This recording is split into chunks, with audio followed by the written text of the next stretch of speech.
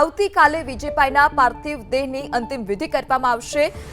આ પરિવાર પાસેથી આ માહિતી સામે આવી રહી છે। આવતીકાલે વિજયભાઈના પાર્થિવ દેહની અંતિમ વિધિ કરવામાં આવશે। આજે રાજકોટ ખાતે તેઓના અંતિમ દર્શન માટે પાર્થિવ દેહને મૂકવામાં આવશે।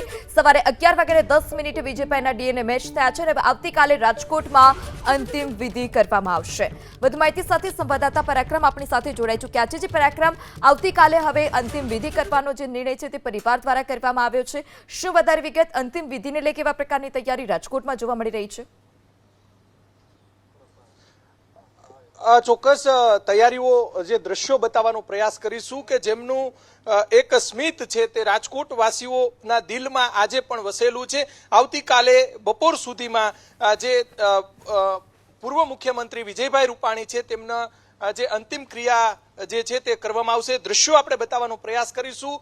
આ જે ફોટો છે તે જોઈ શકાય છે કે વિજયભાઈના ચહેરા પર જે હાવભાવ હંમેશા જોવા મળતો હતો, આ હાવભાવના કારણે જ અત્યારે તેમના ગાંધીનગરના જે નિવાસ સ્થાન છે ત્યાં રાજકીય નેતાઓથી લઈ અને રાજકોટના સામાન્ય નાગરિકો પહોંચ્યા છે। તેમના નિવાસ સ્થાને પણ, રાજકોટના નિવાસ સ્થાને પણ છેલ્લા 48 કલાકથી સતત લોકો આવી રહ્યા છે, તમામ વર્ગના લોકો આવી રહ્યા છે। જે તેમનો જે અંતિમ જે ક્રિયા છે તે આવતીકાલે બપોર સુધીમાં જે પારિવારિક મિત્રો છે, પારિવારિક લોકો છે, તેમની પાસેથી માહિતી મળી રહી છે અને જે આવતીકાલ બપોર સુધીમાં તેમની જે અંતિમ ક્રિયા કરવામાં આવશે।